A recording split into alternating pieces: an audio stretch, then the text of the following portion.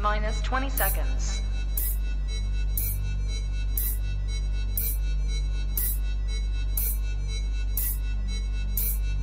10, 9, 8, 7, 6, 5, 4, 3, 2, 1, 0.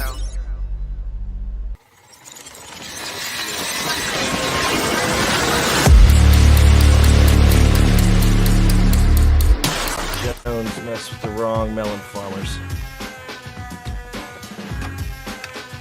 Thug life. And here we go.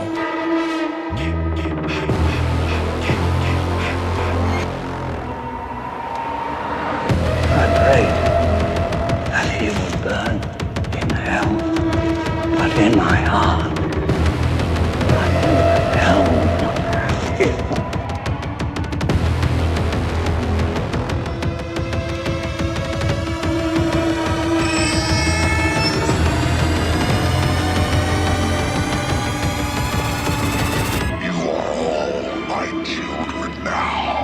This is as far as you go. No more. Hello, Sydney. Are you alive?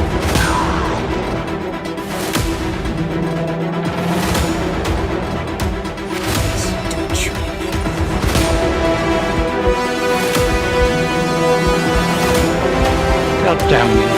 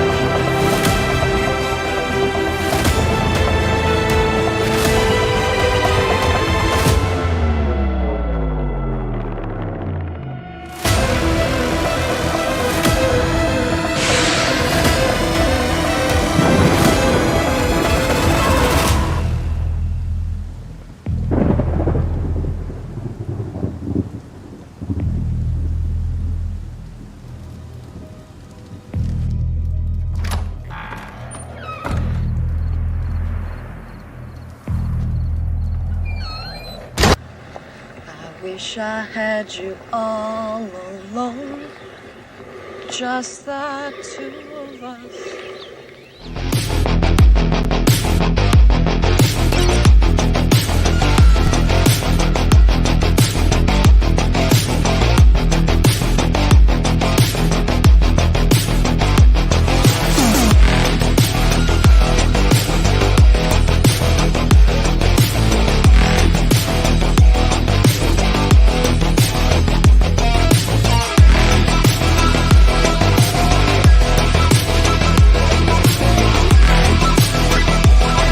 Ooh, baby, ooh, baby, ooh, baby, ooh, baby, ooh, baby, ooh, baby, ooh, baby, ooh, baby, ooh, baby. What's up, everybody, and welcome back to Movies and Beyond. Once again, I am Michael, and today is the day that we're going to rank Friday the 13th. This is something I haven't done in a while, and I'm curious to see how my lists have changed. I am holding my two lists up, one from just over a year ago and my new list, and they are a little bit different. Now, Friday being as special as it is to me, it's something that I did not want to do alone. It's something I wanted to get a Friday the 13th fan who is as passionate about it as I am. And there's only one person I could think of when that came to mind, and that was Peter Anthony. And I want to say, what's up, Peter? Welcome to Movies and Beyond, my friend. How you doing, bud? Thanks for the intro there, man. Thanks. I appreciate it. Hey, man. That's what I'm talking about. Thanks for having me. I also love the Aliens vs. Predators insert in the beginning there. Oh yeah, dude. Yeah, there's a lot of little things in there, and I took something from everything that I really enjoyed. You'll see there, but dude, even as long as that is, I still have like 50 clips that I could have thrown in there from other stuff that I love so much, and And yeah, man, I appreciate that. Thank you. Sure. Friday the 13th, man. This is the big one for me. This is one I always put off because it's like, want to do it right. And I want to take my time in between doing it. Sacred. And, oh yeah, very sacred, very sacred. So before we get started, and before we get into the Friday the 13th series, let me see who I have in the chat with us tonight and say what's up to everybody. Russell Dorsey is in the chat tonight saying, "What's up, everyone? I smashed that like button. I hope everyone is having a wonderful night." And it would have made sense for Friday. Jason Voorhees doesn't do Thursdays. Happy Thursday. Yeah, I guess maybe we could have did this on a Friday, and then it could have been more closer to Friday the 13th. Who knows? Who knows? But he's also saying, but anything is awesome when Peter Anthony is in it. So I'm excited for this Jason Voorhees ranking. Awesome, bro. Thanks, Russell. Hell yeah. Val from Val's Views is in the chat. The General is in the chat, and the General always gets a salute from Movies and Beyond. And she is saying, welcome to the channel. Please hit that like button, subscribe if you haven't already, and share the video out on your social media. Hit the bell icon to get notifications of new videos and upcoming streams. Thank you, Val. Every time I'll say this every time, and I mean it. You say it so much better than I do, and just reading your words makes me sound better. Thank you, Val. Thank you. Let's see who else we have in the chat. I'll go through it pretty quickly here. Melissa's in the chat saying, "Hey to everyone, what's up, Melissa? Always glad to have you here at Movies and Beyond." Aaron Carlson is in the chat saying, "Hey." He's saying, "Let's go." What is up, Aaron? Glad to have you here. Aaron will be here Monday. Let's do it for the Horrorverse. Dude, I've gotten so many messages, just to let you know, Aaron, of people talking to me about the Horrorverse. Like, when are we going to do it? It's coming up. Clayton from Ages of Fear is in the chat saying, "What's up, amigos? Glad to kick it with y'all." What is up, Clayton? If you haven't checked out Ages of Fear yet, please do so. He has a podcast. He's just getting started over there, but he has got some good content already. I just watched his video today. He did it on Phantasm 2, which is I like Phantasm. I'm a fan. I am a fan. Good video, man. If you haven't checked out Ages of Fear, please do so. Let's see. I think that I may have gotten everyone that is chat. Oh, Denisha is in the chat. Denisha Lane's in the chat saying, "Hey, everybody. What is up, Denisha? I hope you're doing well, and I'm glad you're here. And James has entered the chat. The Shape is in the chat saying, "Hi, everyone. I hope you had a good day. This COVID crap has got me down. All I do is cough. Damn headache is driving me crazy. Hi, Mike. Hi, Peter." What is up, James? Dude, I'm so sorry that you're not feeling well, buddy. I hope you get better soon. Let's see. DJ Plays Favorites is in the chat saying, "Hi, everyone. What is up, DJ? Glad to have you here, buddy." All right, and I've got everybody who is chatting. So before we get started with ranking these, Peter, let me ask you this question, man. So out of all the slashers, would you consider Friday to be your favorite out of all of them? Out of the big slashers, would you say that Friday would be your favorite? As a fan, yeah. I think Halloween has a better system of movies. Just I mean, and then it was really going to be up there, and then the last one kind of brought it back down. But I still think there's a lot more great movies in Halloween series than some Friday the 13th. Maybe it's close. That's a tough one for me. One thing that I always say about Halloween: when Halloween's good, it's great. You know? But when it's bad, it's like bottom of the barrel bad. But their bad is Busta Rhymes. Friday's bad. And I love Friday, bro. Friday's bad is going to space. So it just, dude. Is it bad to go to space? I mean, I think he went to space better than anybody else went to space. Oh yeah, out of the little guy, Leprechaun. Yeah, he went, and Pinhead went. Yeah, and I mean, Michael almost went. It was close. They talked about Michael going. How stupid would that be? I'd still watch it. Being a fan, I'd probably still go to see it, knowing it was stupid, and still end up watching it. The board meeting where they say, "Yeah, let's go with this." It's crazy. Crazy.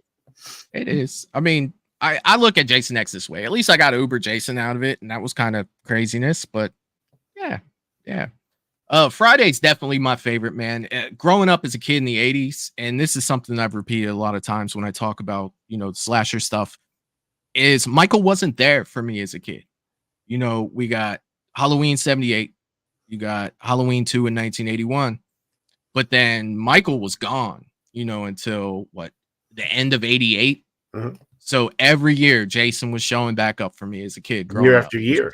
Jason, Yeah. you know what I mean? And it was just like, to me, Halloween was, the guy that left. It never came back. And then when he did come back, I'm looking at his mask like, what are you guys doing? What this isn't Michael. Why are we doing it? And to recognize that as a 10-year-old kid, it's just like, wow, man. The part 4 cover has the original Michael mask. So But does the 5. movie doesn't, bro. It's so stupid. Like, it would have been, I love 4, but it would have been arguably second of all time with no argument if the mask is better.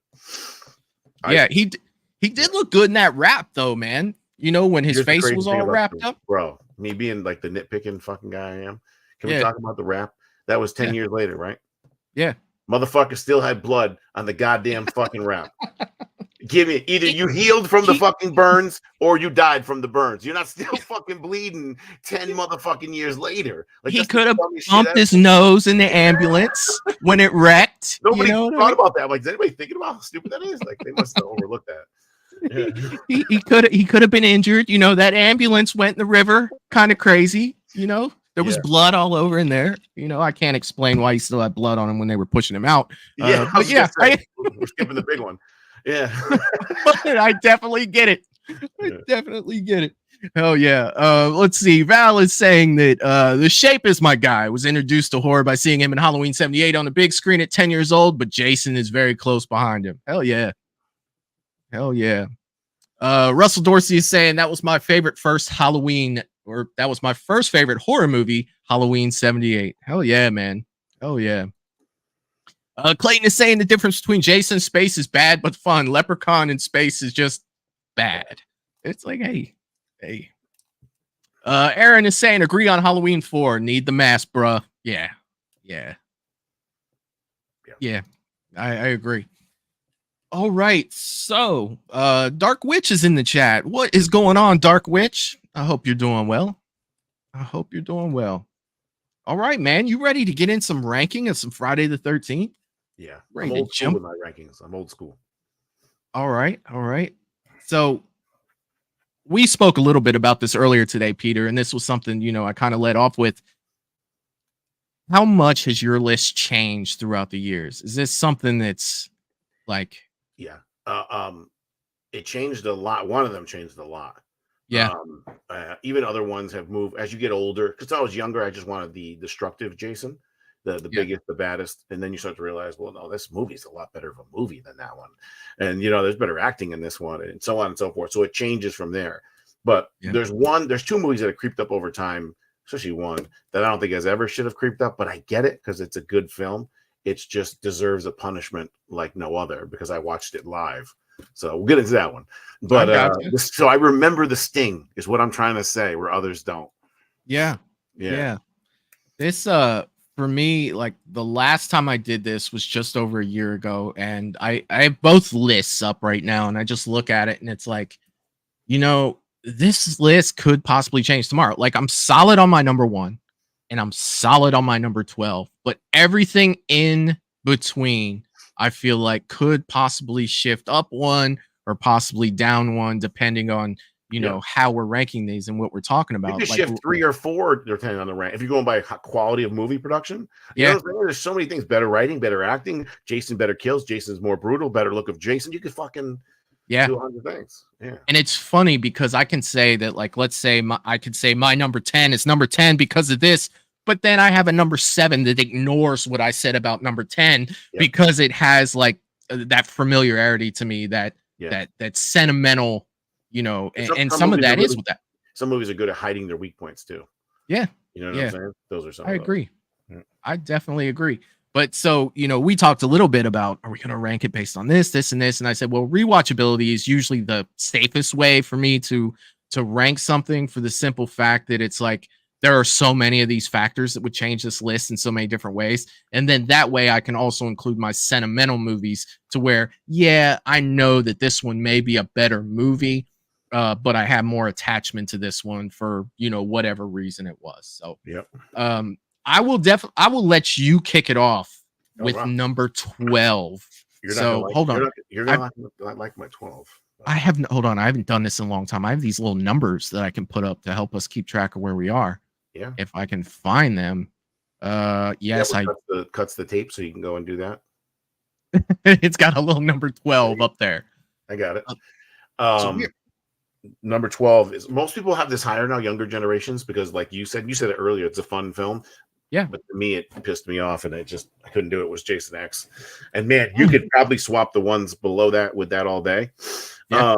At least for me, at least the last two, at least. But for me, I just when it went like, dude, that show looked like it was on the Sci-Fi Channel. Totally. That movie, like it looked like it could have been on a Sci-Fi Channel, like 100%. Legit. Like a Tremor 7 or a fucking, you know what I'm saying? So that bothered me. And it was like they had this, Power Ranger outfit with him with Uber Jason. People were like, yeah, it does kind of look kind of cool, but is it scary? It doesn't look metal, it looks plastic. You know what I'm saying? And he became like, again, Power Ranger shit. The kills are brutal. I like the kills in it. The kills were pretty cool, but it got super, super corny. And then with KM with the one-liners and the girls and back at the camp, even though people liked it it got super, super corny. There ain't an ounce of that movie that's scary. You know what I'm saying? So for me, it's just that they went like to that low budget finally and said, this is all we can do. It bothered me. Now, if you go rewatchability, it's probably more rewatchable than 5 other films or 4 other films. So I get it. But as far as and by the way, the pre-Uber Jason mask, which I have sitting right there, is the ugliest fucking mask of the whole bunch. I have one sitting behind me too. Yeah, with the fucked up nose and shit. And then his hair was hanging out. Like, give me a fucking break. It was a really cheap production. They all did it in one room. You can kind of tell. Yeah. Yeah, and it definitely was. And seeing the behind the scenes to that, you see a lot of that too when you watch behind the scenes. But I will get into what I think about Jason X when it does come up on my list, because we're not there yet. Because my number 12 is Jason Goes to Hell. And this one for me was tough because the way that this movie opened, I was all about it, man. You got the girl in the cabin. Jason's there. It's like, here we go, man. It's starting to feel like Friday again. That's the blonde from Roadhouse, right? I did not know that. Yeah, man. That's the blonde girl that gets topless and dances on the top. Are you serious? Now I'm gonna have to go back and look. Yeah, bro, that's her. I'm gonna have to go back and look. Oh my god. But yeah, so this one started off a certain way, and then as Jason's chasing her through the woods, he's like grunting and making all these noises and stuff, and she does her little somersault, and the police and everybody come out and they blow Jason up, and he's screaming the whole time, and I'm just like, why is Jason screaming? Little did I know what was coming up after that, and he was just going to be non-existent for the movie. There's so many things in this. Okay, we're going to say Jason's not in this one. We're going to do this. Okay, let me take a deep breath. I really want to see Jason, but I'm going to buy in for a minute. There's just so many things that happened in between there. Some of the Kills did a better job of not showing Michael, because if you look at Kills by itself, it's a pretty good film, man. It's just that it's the worst film for Michael. It destroys Michael. Oh yeah, Ends, the latest one. Kills. Ends, but they did a great job of that story without him being in it. They really did. And that's something that I've had that discussion to say, the thing that ruined Ends for me was Michael was in it, because of the way that they did him in that movie. Wasn't even Michael. It wasn't, man. It was bad, and there were some missed opportunities in that one. But it's like with Jason Goes to Hell, there are just so many things that had me sitting there looking at it like, what are they doing? Like, bro, they spelled Voorhees wrong on the fucking mailbox. Are you serious? I didn't even notice that. Serious, bro. I see it. Yeah. Now you're gonna have me watching this movie again. Like, oh my god, that is her. Oh my god, they did misspell his name. Yeah, which is amazing. Amazing. Yeah. But the whole thing, another thing that really got me about this, it's like, okay, we're gonna do the transfer thing. That's fine. Why the hell, when he transferred into that cop, did he have to tie him to the bed naked and shave his mustache before he did it? Bro. When in all the other ones, all he did was transfer. Like, I'm like, what are we even doing here? Like, this has gotten beyond, ridiculous for me. I'm not a huge fan of the way Jason looked in this one either, with the watermelon head. Like it just, yeah. So for number that's my number 12. Jason Goes to Hell, and it's just like, ugh, like so much with that one. But we did have a few new people pop in, and I just want to say what's up to the people that popped in. Michael Bynum's in the chat saying, "Yo, what is going on? What is going on?" Let's see here. We got JTG Studios is in the chat saying, "What's up, folks? What is going on, my man? What is going on?" And I saw one more here. So we were talking. Sean's in the chat. What is going on, Sean? How you doing, buddy? Yep. And I think that I got everybody. I think so. If I missed you, I'll get you on the next comment. But yeah, so moving on, man, to number 11. Yeah. Jason Goes to Hell, bro. It's just, I mean, they're almost interchangeable, but at times, I felt like they at least tried to make a better movie, even though they took out Jason was so stupid. And you know, Adam talking about how it was Sean Cunningham's idea to remove him in the mask. And it's just so stupid. He looked the worst look by ever. He grunted. He looks weak in it. He actually was heavier in that movie. Yeah, you can tell too. He could tell. Yeah, it wasn't good at all. How about this is the craziest thing? Two things. One, the shaving thing, like you said, right? Yeah. In the documentary, Adam said he wanted to make it for women and have kind of like a gay sexual undertone thing, whatever. Which, I mean, I don't get it. But let's just take my opinion out of it. Jason was never sexual. He's been around 100 people having sex, naked girls in the water, naked girls. And he's never, ever like thought one way or another. He just kills them. Right. So to do all that, fuck, that's 10 times worse than 2009 putting them underground. Do you know what I'm saying? That didn't make any sense. But here's the worst one. So the lady, his what was it? His sister, whatever it was, died in the basement, and then that little slug motherfucker went up her chotch. And then he came back. So it made Jason to the same age that he was and gave him a mask and all his clothing, including his belt and his boots and his hands. And that's what generated out of her fucking snatch through the floorboards onto the ground. I was just like, wow. That's a little bit of a stretch. Yeah. The mask, all of it. It was there, you know, and he jumps out and it's just like, one good thing that I didn't mention about Jason Goes to Hell, and it was just reminded in the chat by JTG Studios here. He was saying the best part about Jason Goes to Hell is the Duke. Yeah. Great character. He was so great that when I wanted to take something from each movie, he was in that. The Part X facility, they were going to study him like X, but the Duke had to be in it because Duke is by far the coolest character. I mean, you got Tommy one to me, then it's the Duke after that. Not even close, you know. Yeah, for everything in there. So we wanted to show his backstory because you never really knew his backstory. And at the end, when he says "Remember me," I always wanted to put that into a movie, and I did. You know, to try to show where he said that from. So right, and because you kind of gave an origin to that. You know what I mean? And that's super cool. Yeah, that is super cool. All right, man. So this one is probably not going to be a popular one for my number 11. But I guess this goes back to, you know, how I felt when I saw it, because it was the first Friday I got to see in theaters. And that is Friday the 13th, Part 5. Roy Burns, Jason. This disappointed me as a kid, a young kid, at an epic level when I was a kid. You know, it was just so, it felt like Friday, you know, up until it didn't, you know. And there are some memorable characters in this movie, and I won't take away from that. You know, you have Reggie the Reckless, you know, and his brother, who wasn't even in the movie for that long, but yet, you know, he's in my intro. Ooh, baby. Ooh, you know, Miguel's awesome. But there's just something about this that just... Smoking Hot Final Girl. Yes. Yeah. Melly Kinnaman. Yeah, she was freaking awesome. Yeah, I met her. She's that big, bro. She is. She is. I met her in October. She was at Scarefest. And I took a picture with her, and I was just like, wow, she's really little. Like I hugged her, like I could like hug myself twice. Yeah. You know? Yeah. She is, but she was really awesome. But this, you know, having the memorable characters of this, it just wasn't enough for me. You know, I've had conversations with people who'd be like, well, you kind of got what you want because, you know, you got a guy killing people in a hockey mask. It's like, that's not why I came there. I came there to see Jason. Right. You know, how did Jason survive the machete slide and to get hacked up by by Tommy and everything. You know, I was invested in the story at that point, and I just felt like, even as a kid, I felt like, why did they make this? You know, because I didn't understand financials and stuff like that. I was too young to understand, like, hey, this is going to be basically a money grab. We're going to make the final chapter, and then we're going to make a new beginning.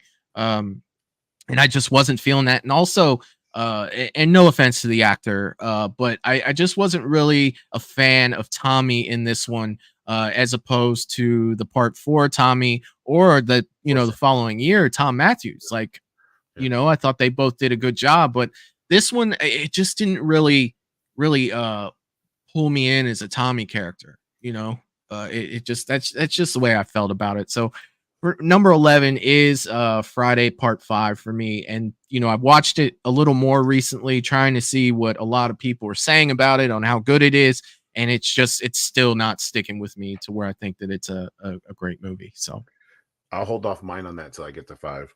I gotcha. Mine, so 10 to me, right? Yeah, but let's see. We got a few people out here that are throwing out their numbers. So let's see what we got for number 11. Clayton saying his number 11 is Friday the 13th, the OG. Okay.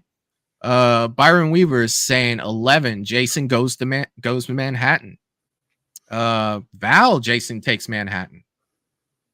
Russell is saying Friday the 13th, the remake, at number 11. Ooh, all right, man. I love that you guys are throwing out your lists here too, and I'll throw those up as best I can when we see them here. But yeah, Peter, we're on you, sir. Number 10. Jason Takes Manhattan. All right. Everyone likes the look. I mean, I love the mask, that weird yellow mask. They call it mustard yellow. Yeah.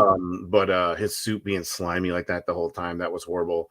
We could just go on and on. You went from the best look ever with no mask in the history of the series to arguably the worst look with no mask in the history of the series. He turns into a little kid. He yells, "Mommy," because of toxic waste. He's already fucking dead. He already drowned. What the fuck? And then the toxic waste is so crucial that it kills him, but they're inches away with it splashing and they're fine. They can breathe it. It's just fucking stupid. It was, you know, they're on the boat 90% of the time. They're never in Manhattan. They're in these back, the studio alleys. You could tell it's a studio.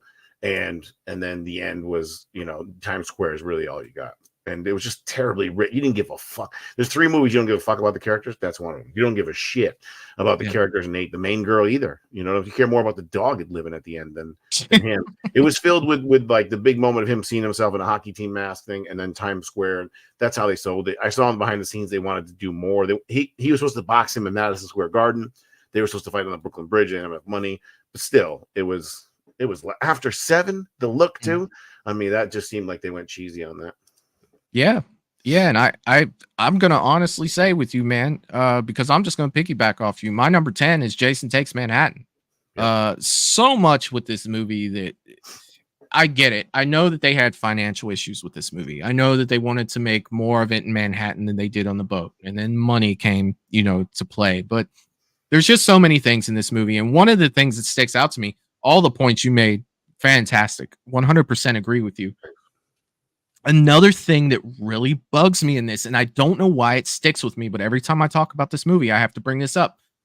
There's the point to where the final girl, you know, the main character, is having visions of Rennie. Thank you. Yep. She's having visions of Jason, you know, throughout everything. Stupid. To where, you know, the dog is seeing the one in the window, you know, and barking, and it's a kid swimming. Makes no sense to me. When she's driving that car, you know, and she tries to ram the vision that she's seeing of Jason, and she ends up killing her school teacher. Yeah. You know, the car is on fire and everything. They all get out, you know, the car's flaming, you know, and she instantly just drops to her knees, looks at a puddle, and has a, you know, a memory of being pushed in the water. It was the rowboat with the uncle, and then pushed in. Yeah. But they never addressed the fact that you just killed your teacher. Yeah. You know, she ends up immediately yelling at the guy, like, "You pushed me." I'd be like, "Yeah, great, fair enough, I did, but you just killed her." Like, plus he had skills, he had powers in this one. Remember, like when the guy was on the boat and he climbed the mast, he was below him, then he was ahead of him. Yeah. And then the girl, when he throws her out the window in the club, and then he was on the ground, he never went down the stairs. Like, that was the first time he had like morphing shit like that. Yeah, and I mean, even on the dance floor, he was all over that freaking all over the place. Yeah, it was weird. It's just like, are you freaking serious? This is weird, man. Yeah. This is weird. Let's see what they have to say in the chat for number 10. Byron Weaver for number 10 is saying Jason X. Val agreeing Jason X. Clayton saying Friday Part 7. Blasphemy. How dare you? Russell Dorsey saying 10. Jason Takes Manhattan. Wayne's in the chat saying, hi all, it's 12:29 Friday here in Sydney, Australia. Sadly, could be my last Movies and Beyond live stream for a while. Back to work next week after the ankle operation. It's all good, Wayne, dude. Just leave me comments on the rewatch, buddy. We'll definitely miss you, man. We always love having you here. James is saying the only disappointment about this film is to find out. Oh, he was talking about when I was doing part 5. Yes, you are correct about that, James. 100%. All right. I think that I got everybody's ranking that came through. Oh, Melissa is saying Freddy versus Jason is her number 10. Starting to hear those rumbles going around. Yeah. So 9 to me, right? 9 to you, sir. 9 to me is part 5. So let's talk about some great things about part 5. Man, you go back and listen to the music. Part 5 music is fucking awesome. It's scary. It's intense. The rain scene is one of the best scenes. Melanie Kilman with the see-through white shirt didn't hurt as a young teenage boy watching that. You know, yeah, Reggie was great. Tommy wasn't great. But Jason, it did have a Jason feel to it with the barn and the way people were being killed and so on and so forth. Bad things. Tom Morga is way too skinny. I met the guy multiple times, total class act. He's too skinny to be a Jason. They went with the blue on purpose to let you know it wasn't a real fucking Jason. By the way, there's tons of stuff online when he goes through the spikes at the end. That's not even the other actor. That's like some other guy. So wow. We'll look at the fate, not Morga, but the other gentleman, man, he's on my mask. I forgot his name. But he the ambulance driver. That's supposed to be him in the spikes at the end. It wasn't. It was some other actor. So just shit like that. But to your point, real quick, 1 through 4 is the best storytelling in the whole series. And it made sense, and it just had you on board for Jason, and Ted White was so fucking awesome. And for you to go to 5 and them to purposely fool you, especially as a kid and a guy who was a big fan, and say, fuck you. Fuck your Jason. That guy who busted through the door, that lived through all this, the music we played, Jason, Tommy, was a lie. Go fuck yourself. We fooled you. Like, that pissed me off, dude. The 5 mask was the last mask I ever got because of that reason. Oh, wow. I was almost never going to get it. That's how I told you about the spite feeling. I remember. That's what I remember out of that, man. It's Halloween 3. Oh, Michael's on it. Yeah, but they didn't lie to you. He was never in it, Yeah. This one was a big slap in the face to me. It was. And it after all these years too, here I am 45 years old and I'm still aggravated about it, just because I remember, dude, that was my first Friday the 13th movie to go see. Damn. Of a series that I loved. I had to listen to my neighbors who were a little bit older than me. They went and saw part 4, and I wasn't old enough to go. Nobody would let me go because I was too young. And I had to listen to them talk about it. So when 5 came out, I looked at my dad like, we got to go see part 5. And he just kind of looked at me and went over like, Jesus, son, like, geez, this is a shit show. And I'm like, I know. Like, when you're a kid and think that that's not cool, that's bad. Oh, and the 5 director was a former porn director. So there's a lot of nudity in 5. Oh, God. Remember the girl tipped at the station with the guy doing the in the car? And, the girl upstairs takes her clothes off for no reason to go to bed. Yeah. And it's that one still hurts for me. I'm still trying to see, it's one of those movies that people are, it's good if you look at it this way. I don't want to have to look at it another way. I don't like the white trash aspect either. It's part 5. Yeah. All right, let's see. We are on number 9. God, I'm glad I have those numbers up there. For me, for number 9, I'm going Freddy versus Jason. And I'll tell you why. Not that this doesn't have rewatch for me. If we were ranking a Nightmare on Elm Street, this would be a little higher for me.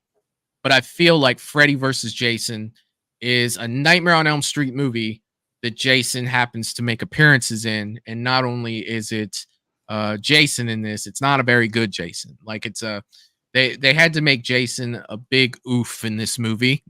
And I didn't really like the way that he was portrayed to be slow and stiff and borderline not so smart. I'll be nice and say, not so smart.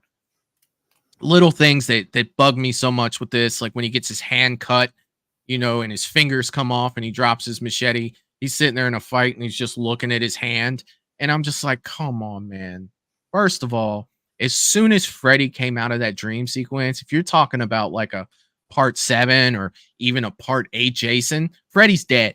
I'll kill him. 2 minutes. Yeah. Freddy's dead. Like in 2 minutes is being general. I literally feel like he should have just ripped both his arms off and beat him to death. Like, the fact that Freddy was still in that fight, and granted, I get it, you're trying to sell stuff, but you could have thought of a better way story-wise, because you have your Friday fans are like, this would never happen in a million years. Now, granted, I had to sit through the dream sequence to watch Jason get bounced around like a pinball, and I get it. Okay, he's in the dream. Freddy controls the dream world. Okay, I can take that. But then you're going to say Freddy turns on a water faucet and Jason starts curling up like a little baby and crying. It's like Jason's in the lake all the time. Hell, if you watch part 6, he just walked into the lake and went out to Tommy's boat. Like, I don't see water falling on him like a fountain, making him fall and get into a fetal position. Like, it was just really tough for me to see Jason that light. Although this movie, if you do look at it from a fun aspect, just to say, all right, we're just bullshitting around. But me going into anything Friday, I'm going to be critiquing Jason. I'm going to be looking at the mask. I'm going to be looking at the costume, the way that he kills people. It did have some good kills in it. I do love the sandwich kill at the beginning where he takes both ends of the bed and breaks the guy in half. I thought that was cool, but that girlfriend went out to do American Mary. Have you ever seen that? No, I haven't. Okay. Cool. Sorry to cut you off. That American Mary is a phenomenal film. The girl that was naked in the shower with that guy who got folded up did American Mary. It's a female slasher. No kidding. She's been in some other stuff too. She has a familiar face. Yeah, prettier. She was pretty nasty. Okay. But yeah, this one, this is my number 9, just for those reasons. I just found a lot of it. Like, I really didn't like the way they did Mrs. Voorhees in that. And I understand that you can't get Betsy Palmer to do it. They tried. I know they did. Yeah. If I'm not getting Betsy, I'm probably going a different route just to say, okay, we're going to bring it back this way. And one of the things I always like to joke and laugh about is you see Jason walking at the speed of smell, like literally, like he's barely moving. He went from Camp Crystal Lake to Ohio. I've made that drive, bro. Like, do you know how long it would have taken him to walk that at that speed? No less. And they drove him in the van, right? So yes, but still, what's that? 11 hours at least. Yeah, by van. Yeah. So I mean, if he's walking, go to Elm Street. I'd have looked at her like, which one? There's an Elm Street in everywhere. City, you know. And he just Center Street. He just starts walking slowly as hell. It's like they should have been like 2 years later, and then you see him walking down the street because it literally would have taken him 2 years to make that walk. Like, seriously. Yeah. But I digress. So 8 to me. 8 to you, sir. Freddy vs. Jason. So okay. Pretty similar. By the way, the best trailer that's ever existed in history of, I think, Nightmare on Elm Street or Freddy. That trailer was absolutely amazing, and the director of photography and that over top shot of the cornfield with the fire, him projecting himself with the shadow into the knife, and all that shit like that. You were like, "Wow, this movie's gonna be the shit." And then you learn Kane's not in it, and then you see Ken Kersinger with like this metallic, fucking monster mask with a fake rubber eye, and just again the jacket and the worn down. He's so grayscale; he doesn't even stand out in any scene. You know what I'm saying? Like, it's just absolutely terrible. Kane would have added so much more life to it. Like you said, he wouldn't have done the stupid hand look. Yeah. If anything, he would have done like the part 4 and then just kept going. But not like I'm hurt, or he doesn't care. He'd keep fighting. He'd go right through that. And the fact that he gets hit at the end, Freddy with the glove, and it still could possibly be alive is a joke. But hey, 1 point, bro. And I'll let it go on Freddy vs. Jason. This is my point with the water with the kid. I've been saying this since the beginning. I don't like the scene, and I never would have wrote the scene or put it in. But if he's in his mind as a child, Jason drowned, scared shitless, who couldn't swim. Yeah. So if he's in his mind as a child, which is what they represent by him sitting there, scared, shaking, then he would be scared of water because he couldn't swim because he had mental issues. So I get that point, dude. Again, I wouldn't have chose it. It's confusing. It doesn't make sense. he could have found other things, but I think that's what they were going for. Maybe. Right? Maybe. It makes more sense now, at least, than it does, but I mean, you could have thrown him in something, or like you basically had fire sprinklers. You know, it was just like a little flow of water that anybody in the world would just step aside, like, oh, it's water. I don't like water, but I digress. And then he shifted back to him as a child underwater, then picked him back above water, then back down to a child underwater, something like that. Yeah, more believable. Yeah. But I will say this too: if we are saying something positive, Demon Freddy looked freaking awesome. Oh, dude! When he came flying out in that, oh god, dude! You know who that was, right? Bro. I'm gonna fucking school you, son, tonight. Do it. Do it. Rey Mysterio. What? Yeah, go back and look. He's actually thicker. You know what I'm saying? No shit. Rey Mysterio. There's pictures of him on the harnesses behind the scenes. No kidding. Think about it. Robert England could never do that shit. Well, obviously, yeah, he could. Land. Yeah, I didn't even think about it from that, but yeah, man, he looked freaking awesome standing there with those demon pointed ears, and you know, it just looked great. But they almost had the mother for that one too. They almost had the mother for 2009, but she said no also. But they really wanted the mother for that one. But yeah, and it was just, it got too corny and too stupid. And another one, you don't give a shit about the characters, and the acting was atrocious. Yeah. There's probably like literally, I think the only guy that stands out somewhat decent of an actor, you know, that went through that stuff was, you know, the kid from A Christmas Story. Yeah, in the tub. Yeah, in the tub. I played with his cousin in my Friday 13th tournament team. She was on my team. Oh, no kidding. Yeah. No kidding. That's freaking awesome. Yeah. Oh yeah. And his brother. I don't think his brother did a bad job. You know, the guy screaming in the trailer, "Wake me up!" You remember him? I thought he did either. What's that? Freddy wasn't scary either. No, he wasn't. By the way, error in that one when Freddy and Jason are fighting, and if you look at the back left corner of your screen, there's no plant hanger metal thing hanging there. And then they're fighting. Then Freddy gets thrown. They show the plant metal thing hanger, and then he runs into it and falls back down. So I was like, that wasn't there before. So if you go next time you watch it, dude, they messed up there. Yeah, I'll have to look closely at that. I think that Freddy vs. Jason was the best theater experience of my life. I will say that. We went to a theater downtown, and one of my best friend at the time, we were younger. I had just gotten back from the military when it came out, and we went in there. He was a big Nightmare fan. I was a big Friday fan. We're in there throwing popcorn. It was like we were at a UFC fight, bro. We're in there screaming at the screen. Didn't care about the dialogue for most of it because you couldn't hear it because we were screaming the whole time, you know, cheering for our guy to win. And yeah, it was a fun theater experience, but not a very good Friday the 13th movie whatsoever. 7 to you. Yeah. Aaron is saying there's a ton of great cinematography in Freddy vs. Jason. Love the lighting. That's about it. Yeah. Oh, the main girl was pretty hot. I met her too. Yeah. I don't think I what is her name? You remember her name? She ended up dating the kid from Terminator 2 and becoming a heroin addict. So she was, and I'm glad you said that because she showed up at a convention and she was a mess. With Robert England in England. Yeah. Robert had to take over the mic because she didn't know where she was or what she was saying. Yeah, she was a mess. Yeah. She must have lost like 50 pounds since that movie. She's real tiny now. Really? Yeah. That's a shame. That is a shame. Clayton is saying, bro, Demon Freddy is my all-time favorite scene in a slasher history. Dude, he looked really cool. He did. He almost looked like a vampire. Yeah. He looked freaking awesome. Q's in the chat saying, yo, what up, though? The Duke is in the chat. What is up, my man? Glad to have you here. He must have heard us talking about the Duke a few minutes ago, and he was just like, let me hop on there. Russell saying it was hilarious when Kelly Rowland was cussing at Freddy Krueger, calling him names, but then it was over for her when Jason took her out. When he hit her with that machete and she went flying into that tree, I remember that. And Freddy was just like, oh, you know, it was cheesy, but cheesy, bro. It looked like so fake when she hit the tree.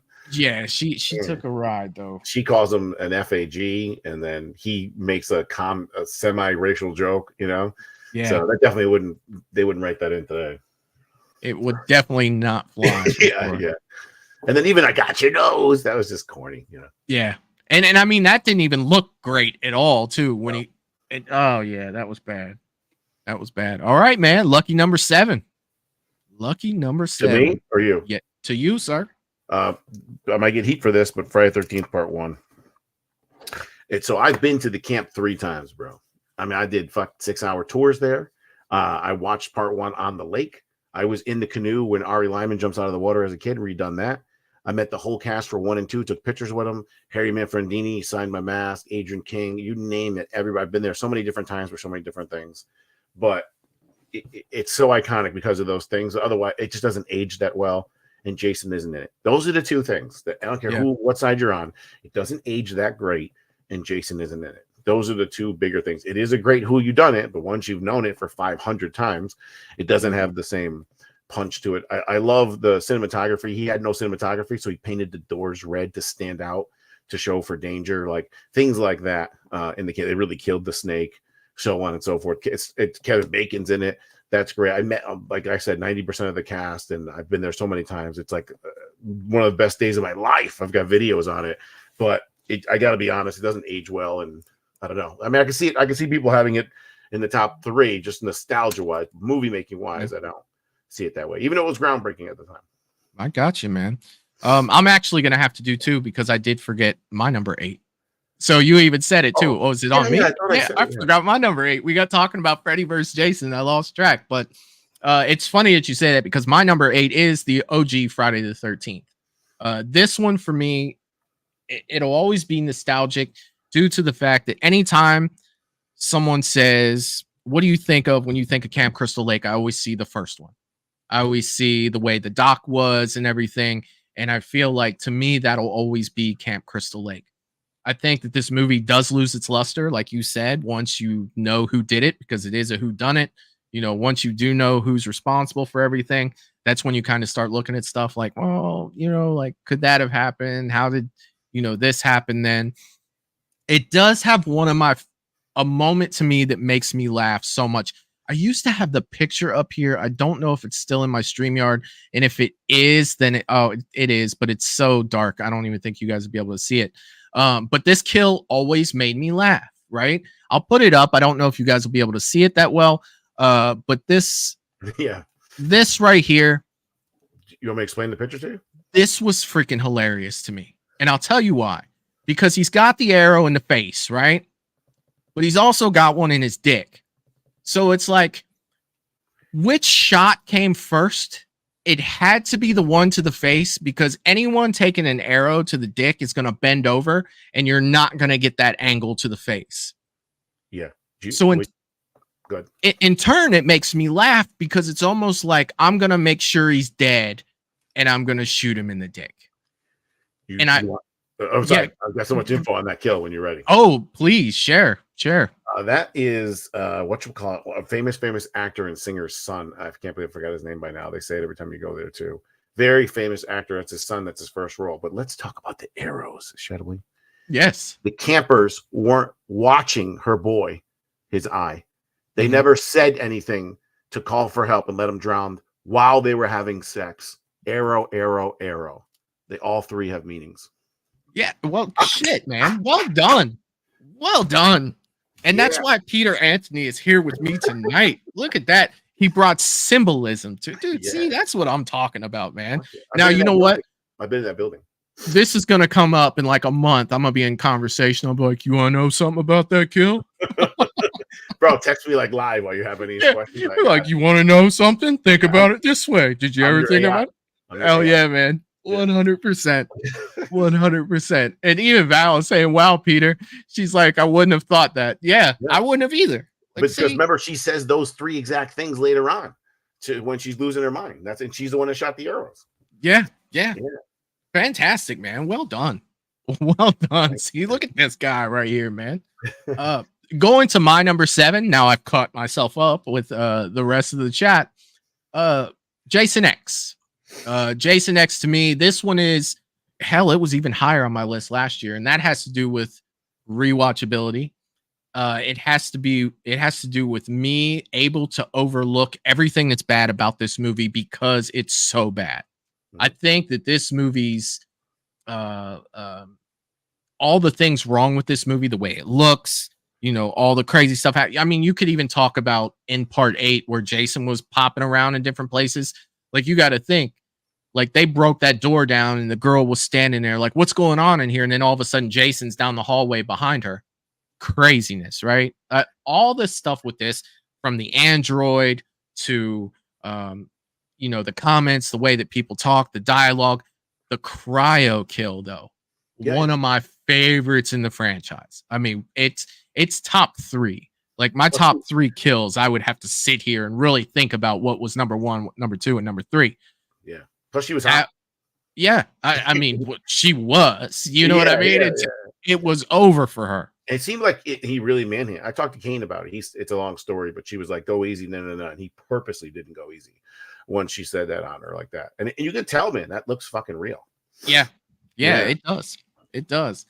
The thing about this movie, and you have the fun. I think that this movie is just fun because of how bad it is. So I never get bent out of shape when someone say this is the worst Jason movie, and I never get bent out of shape where someone's like, this is the best Jason movie, because I can see both aspects in this movie.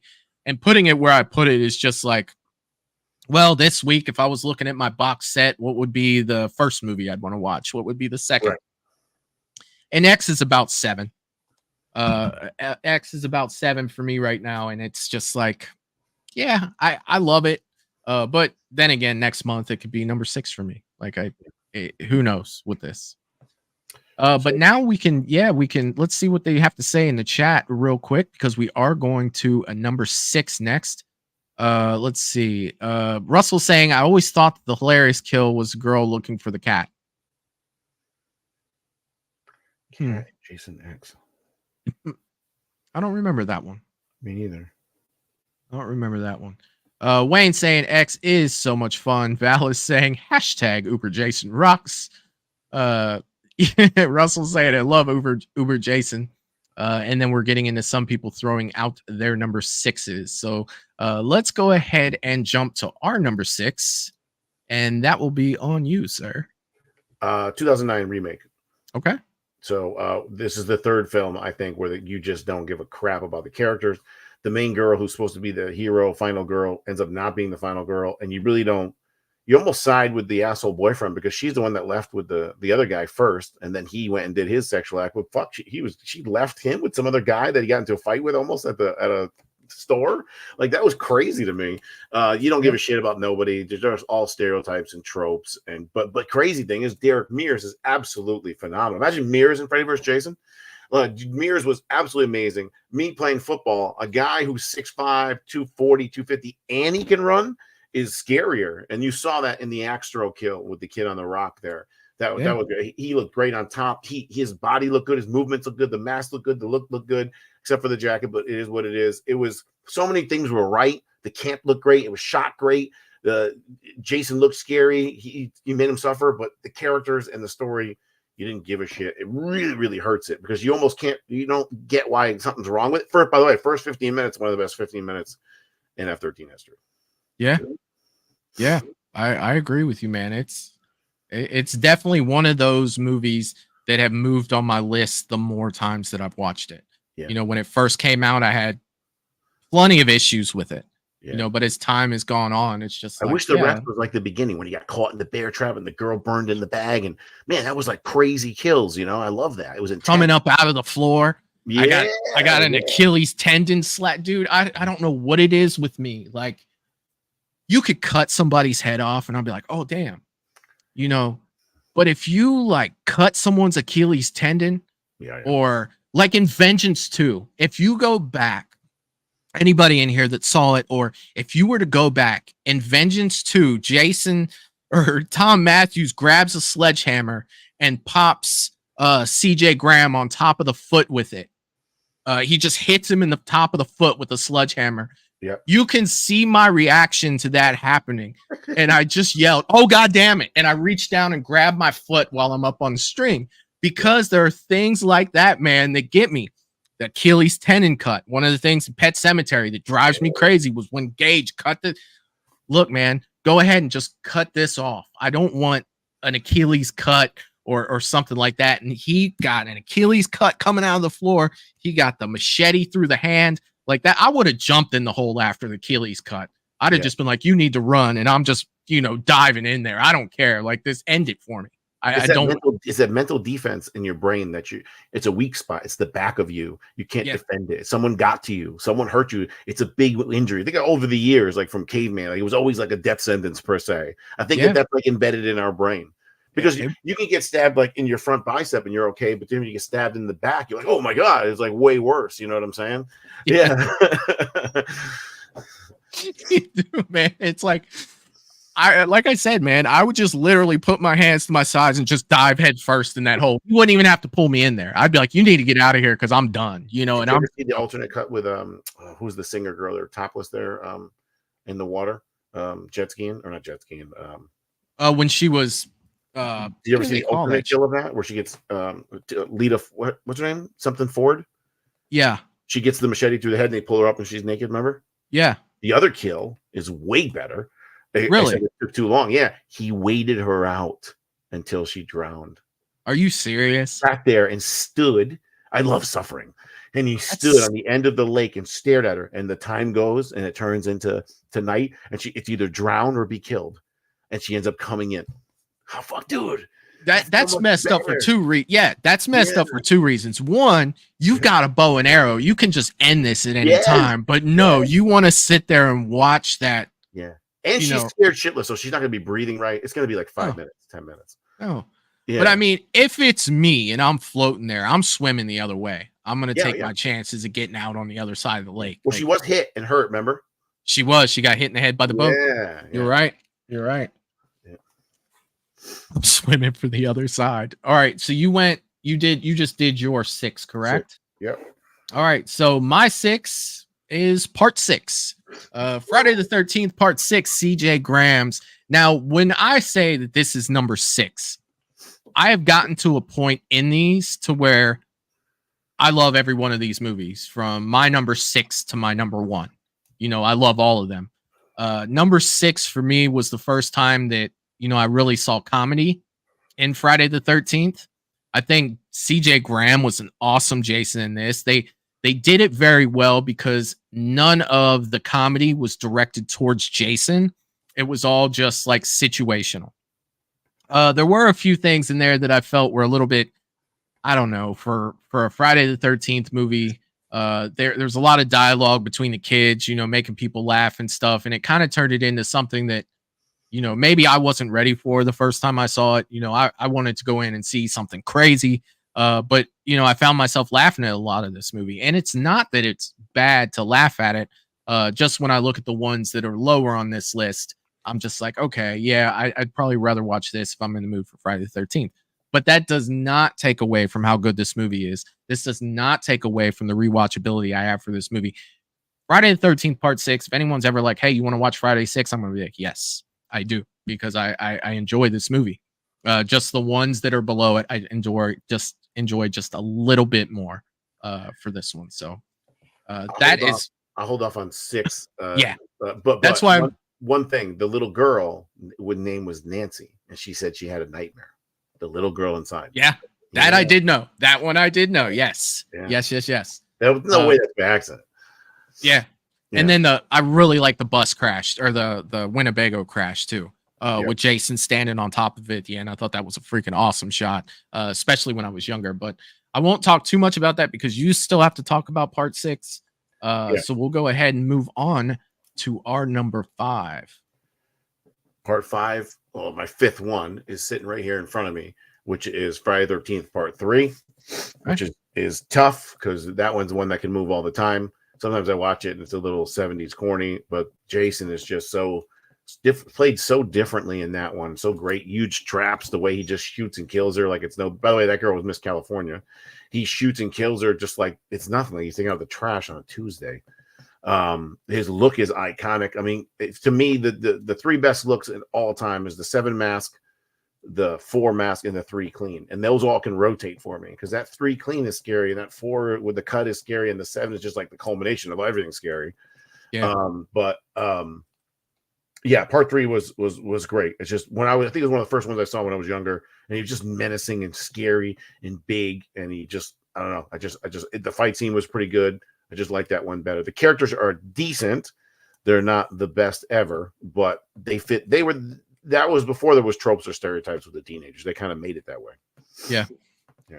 And I'm just gonna go ahead and piggyback off of you because my number 5 is part 3. This one to me, this was the first one I saw that actually scared me as a kid.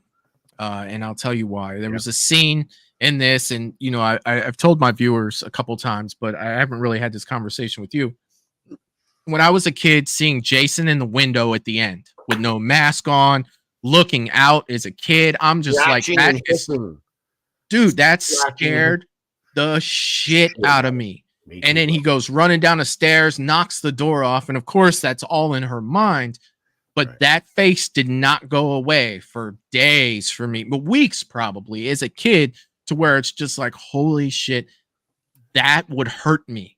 You know, there's something about being, you know, behind a mask, you know, that I don't know, man. It's kind of hiding impersonal fear. Yes.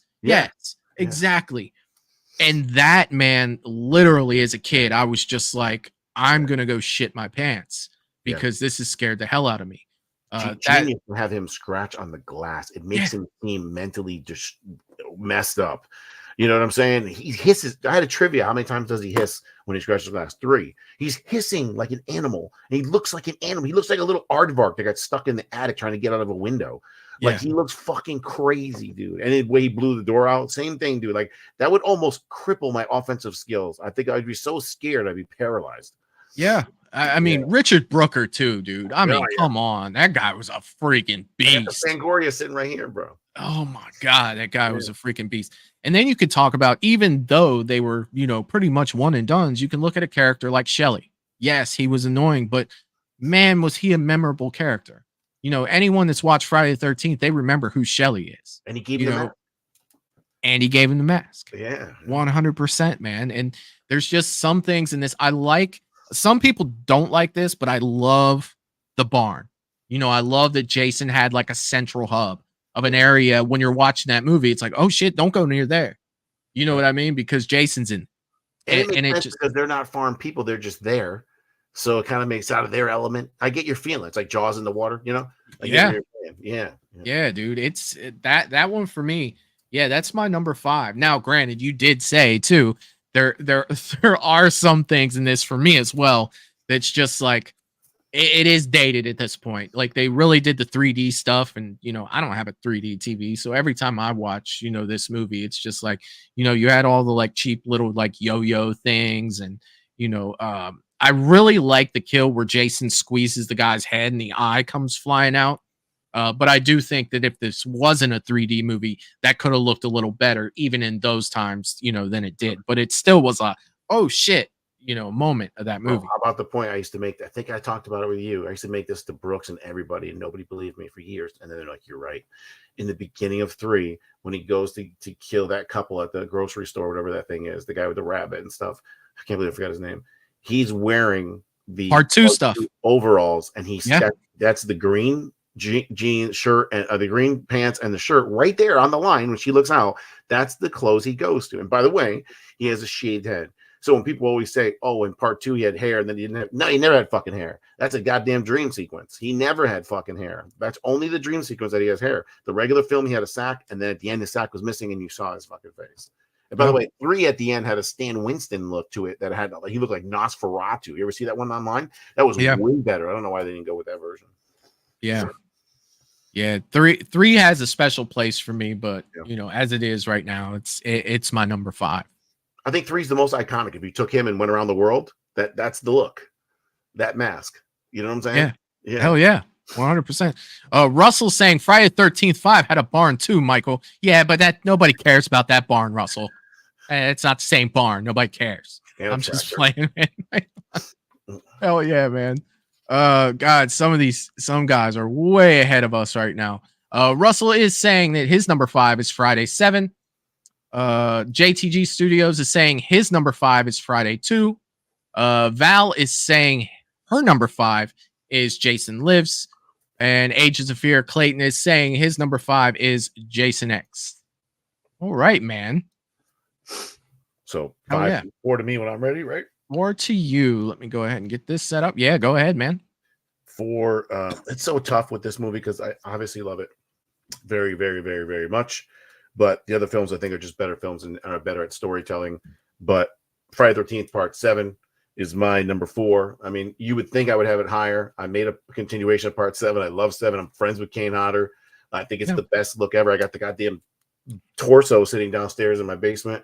I have the most masks signed by Kane, so on and so forth, but it just isn't as good as a story as the other ones.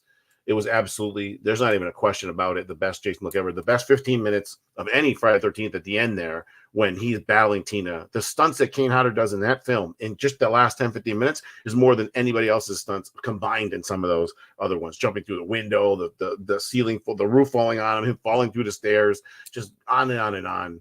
He was absolutely phenomenal in that movie. Tina was great. Lar Park Lincoln was great. Dr. Crew, Terry Kaiser was great, but the other kids and stuff, it just was slow developing. I just can't put it ahead story-wise over the other 3 I have ahead of it. But dude, it is an iconic. It's the cover of the NES game. He has the Part 7, even though he's purple. Damage Mask. It's my favorite Jason look by far. Yeah, and I'll definitely agree with you on that one. Rosebud, baby. Definitely the best looking Jason, and that was Kane Hodder's first go at it, man. That was his first go at Jason, and anytime anyone mentions Jason to me, that's what comes to mind is the Part 7 Jason. That's where I feel like we got, I'm not gonna say that a Part 7 was the best Jason, but man, in my mind, when I see Jason Voorhees, I see Kane Hodder in Part 7 with that broken mask, and that's my favorite mask of all time. That was yeah, dude. This is the first mask, and it's right here, Part 7 mask. That's the first mask I ever bought. There's a mistake in it too, though. They never have the bullet hole from the sheriff's gun at the end of 6. Yeah, it's the only damage that didn't carry over into 7. Oh wow, I never thought about that. But I had that one made, and I had Kane sign it. I go to my mask guy. I tell him all these. He's like, "How the fuck you?" I'm like, "Dude, I'm telling you, I just found one from the Netherlands from like 1980 something. The craziest mask. I'm gonna see if somebody can make it." Oh wow. Let's see what some of the other people in the chat, great viewers today, have for their number. What were we on? 4s? Some people that are way ahead of us. They're putting their 2s and 1s. I don't want to put those up there yet. Clayton is saying his number 4 is Friday Part 4. All right, man. Val's also saying her 4 is Friday Part 4. And then James is throwing his number 1. I will hold off on that one. So I guess I need to talk about my number 4. I almost skipped it again and been like, Peter, what do you got for number 3? So my number 4, this movie has slid up the list for me quite a bit. Last year it was a little further down, but this is one that I rewatch. I've rewatched more lately. It's Friday the 13th, 2009 remake. This one for me, I'm willing to put aside a lot of the problems with this movie due to the fact that I've gotten over it. At this point, we haven't really had a good Jason, besides, watching the fan films and stuff like that. Roseblood in particular, he brought back my favorite Jason, dude. It was freaking awesome. But Derek Mears sells it to me, in just a way. I do have a couple issues with, his costume, the way he looks. For some reason, I don't like Jason having hair. I don't like, for some reason, it's in Friday 2009, he had hair, and it's just like, that was another issue I had with Freddy versus Jason too. He had the long white hair. Not a big fan of that. The jacket, I'm not a big fan of that. I think I would have had, something green. Maybe it's just nostalgia for me. Maybe it's, me. I don't know. They save money with makeup, bro. They Yeah, our roles, but he's got to get in those ribs and that shit every single time. They just throw a jacket on him and gloves to save so much money. Yeah, I can see why they did that. Yeah. But I mean, we spoke on this already. I'm not gonna, jump into it too terribly much. The beginning of this is probably Friday the 13th at its best. I really like that first group that was there. I like a lot of the throwbacks they did. I like the fire scene where he's like, Jason, he came back. That's a throwback from part 2. Let me give it to you straight about Jason. I understand that they took little bits from other stuff, putting her in a sleeping bag and burning her, cut through the tent like Kane did. And it's almost like they were like, okay, we pulled her out like Kane did in part 7, but we can't beat her up against a tree that's already been done. So what do we do next? Hey, bro, let's hang her above the fire. That's going to be crazy. Have her suffer. So they did it. And then you look at the guy, that went out looking. I don't remember his name. He found his friend. He found his ear, then he found his friend. He's already like, oh my God, he's running back, gets his leg caught in that bear trap, and has to watch his girl burn alive. Yeah. Like you look at his leg in that, and it's just like, oh my God. And the way Jason comes running up and just sticks that machete right in his forehead, man, it's just like, that is so awesome. And he turns around to Whitney and he just goes running at her. And that's when you get that, the Friday the 13th comes up. And he kicks him to remove the machete. He kicks him. Oh, yeah. Yeah. That was brutal. Dude. I love that part. Yeah. Just after that, it got weird, and kidnapping, it got too weird. Yeah. Like, I'm not a fan of Jason having a hostage. I don't feel like he would do that. I see what they're trying to do, but this movie to me is stacked with memorable characters. You have, the idiot in the barn that's smoking the weed. He's just like, I'll never know his name, but Jared Padalecki comes up to him and he's like, you almost kickstarted you almost hit the kickstart button on a whoop ass machine, boy. Knowing this guy's like 5'6", he weighs 150 pounds, and Jared Padalecki will probably beat the living hell out of it. Right. But in his mind, just the way he is. Trent, to me, I hated that character when it came out. I have a love for Trent at this point because he's so much of an asshole, and you did bring up a point. Like, well, you could look at it from the aspect of, him being a dick for a reason, but it's like, man, you cemented yourself in being a dickhead when you started the store, the way you were talking to your friends, when you got into the house, you're just being an asshole about, and plus he didn't shoot the boot. That's my biggest thing with him, man. You agreed to play the game. Yeah. And when it came to you losing, you couldn't shoot the boot. So 100%. Yeah, I'm going with my number 4 being Friday the 13th, 2009. Still, dude, like I would love to see Derek Mears do it again. I would love for him to come back and do it again. Yeah. Are you go to the chat? I don't want to just jump on you with 3. Let me see what we got in the chat. Like 2 and 1s. I didn't want to. Yeah, I gotcha. I gotcha. Let me get back here. Russell was saying his number 4 was Friday the 13th, part 6. So I did miss him on the last one. Let's see. Wayne is saying Trent the remake. Yeah, man. Let's see. Yeah, talking about Jared Padalecki being in Friday the 13th remake. Yeah, dude. 100%. Melissa's saying Trent was so annoying. He screamed like a girl. That was great. The extended cut is even better. Yeah. The thing was, man, is watching that for the first time, I wanted Trent to die in something like crazy. So it was a little disappointed that he kind of just got thrown on the back of that truck. Yeah, he was there being displayed, and I get that. But I was almost thinking that he deserved worse. It's impossible for me to watch that film and not get Texas Chainsaw Massacre vibes when he sticks him on the rack and he pulls away on a dirt road on a truck. That seems like an ending that would be for TCM, bro.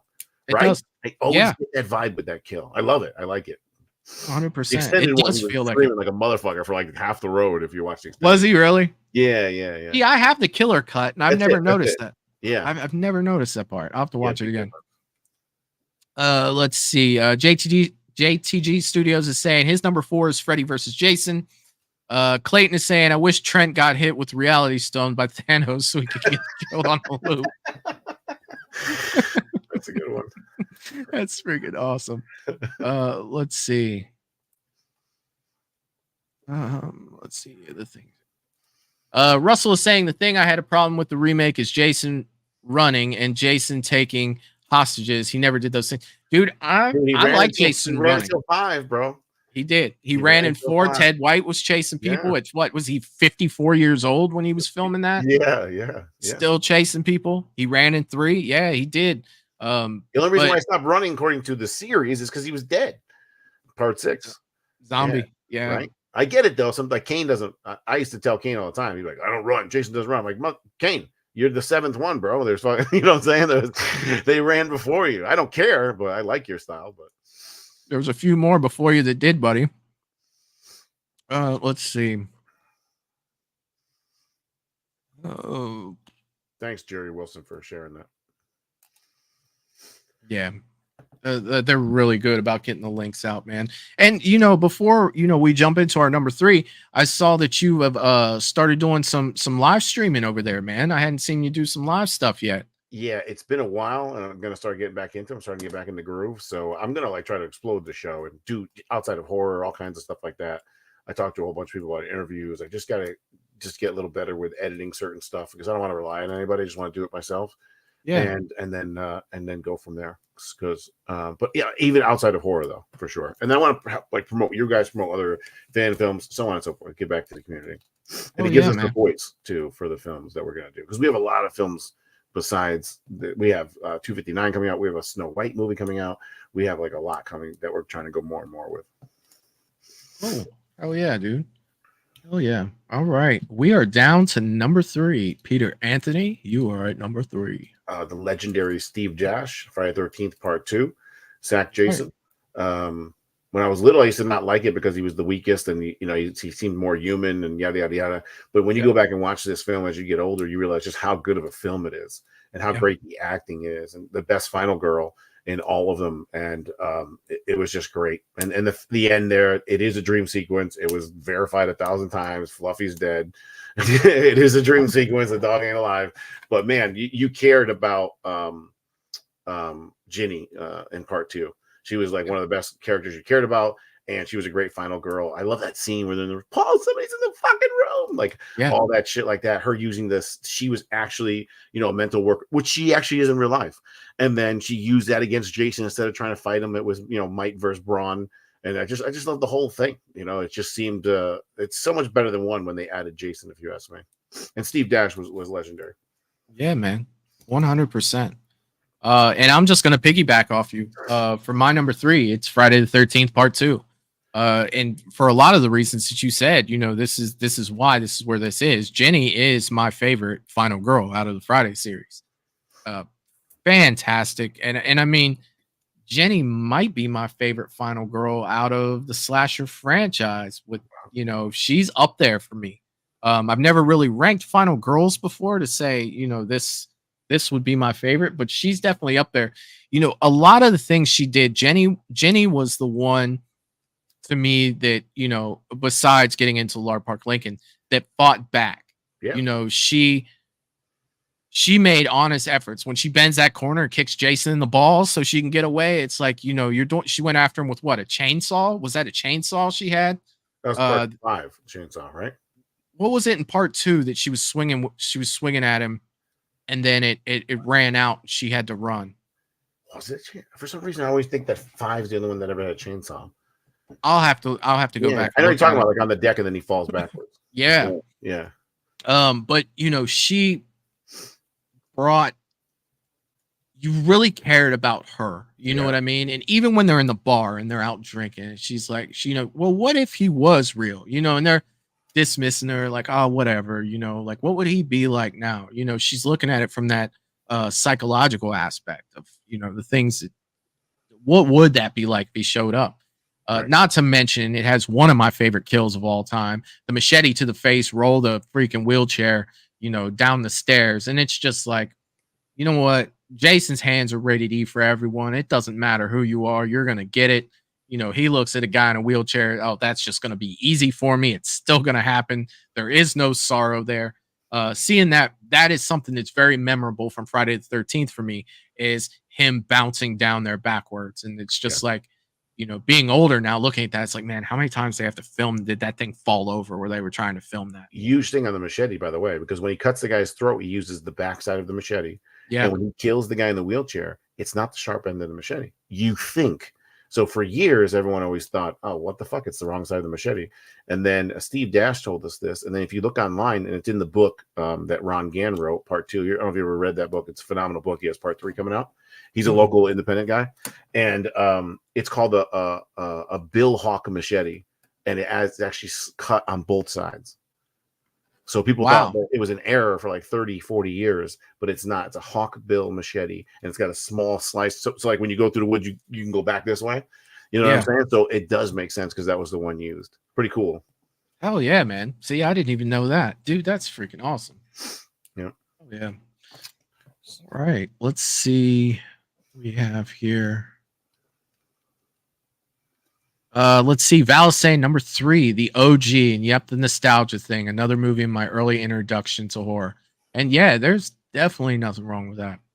Definitely nothing wrong with that. Russell saying his number 3 is Friday the 13th Part 2. Ages of Fear. Clayton is saying his number 3 is Friday the 13th Part 2. Oh yeah, we got a lot of similar minds in here. Not so much to start off with these early ones. That's good is good, man. Seriously. All right. We are to number 2. That one number 2 for me is, most people have this as 1 and 2, part 6. So, and I'm not saying that most people are right. I'm just saying every time you see a list, you see my top 2 somehow changed at the top. Part 6 was great. I'm friends with Tommy McLaughlin, shot with him on Vengeance 1 and 2, hung out with him. I used to run his fan page, so big time friends with him. And I am the opposite with everybody else with that film. I don't like the comedy at all. I don't want comedy in my like. I want to think it's serious, And then some people, to your point, will say, "Well, it's cool if you don't make fun of Jason." But I felt like they did make fun of Jason when he threw the guy in the tree and there was a smiley face. To me, that crossed the line of making fun of Jason just a tad. I don't fucking like it, bro. Plus, that guy in the woods isn't CJ Graham. That guy ended up being a stunt coordinator. But I just don't like and I'm totally nitpicking. So I just don't like the comedy. Best Tommy ever. A great mask, great look. CJ Graham was amazing the way he played it, like tight, big shouldered, everything like that. The movie's great. The characters are great. The final girl's great. You're never bored. Even the side characters are cool. It was a great. The kids are in it. You know what I'm saying? So it was a great film. Yeah. Number 1 and 2 are after it. So. Oh yeah. Man Behind the Mask, right? Alice Cooper. Like that's something that's still on my playlist today. If you go through my music. What's playing in the RV when he gets stabbed? Yeah. Recently I went to a Rob Zombie concert. Rob Zombie was here, and Alice Cooper opened for him.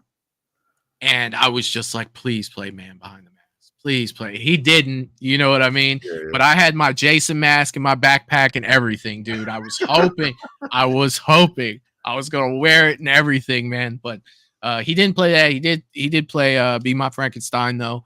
And that was super cool. But Friday the 13th Part 6, man, that's kind of that was my number 6. But like I said, when you get to my number 6 on this list, it's like these are the ones that are going to kind of bounce around. Like I said, my number 12 is always going to stay where it is. My number 1's, for the most part, always going to stay where it is. But these in the middle, man, they're just, you could be in a conversation with someone and be like, hell yeah, I want to watch that right now. Yeah. 6 is on that list, man. I go watch 2 later on, man. You got me fired up. I'm going to watch 2 later on. 2's freaking awesome, man. Yeah. And that was funny, dude. We had a debate with some of my friends and me. We were watching Part 2. And there's a scene where Jenny's under the bed and there's a rat under there. Don't get me going, bro, by the piss. Yeah. I'm telling you, was it the rat or was it her? Bro. Yeah, it was a lot. The rat's fucking bladder, I looked it up, is 1.2 milliliters or whatever the fuck it is. It's like the half of a penny. So there's no way that much piss came out of the rat. It would be like the whole rat. You know what I'm saying? That's a human piss. Yeah, and I mean, it was down by her leg too. So, yeah. My debate with them was, I said it was Jenny, and they're like, no, it's got to be the rat because of where it's at.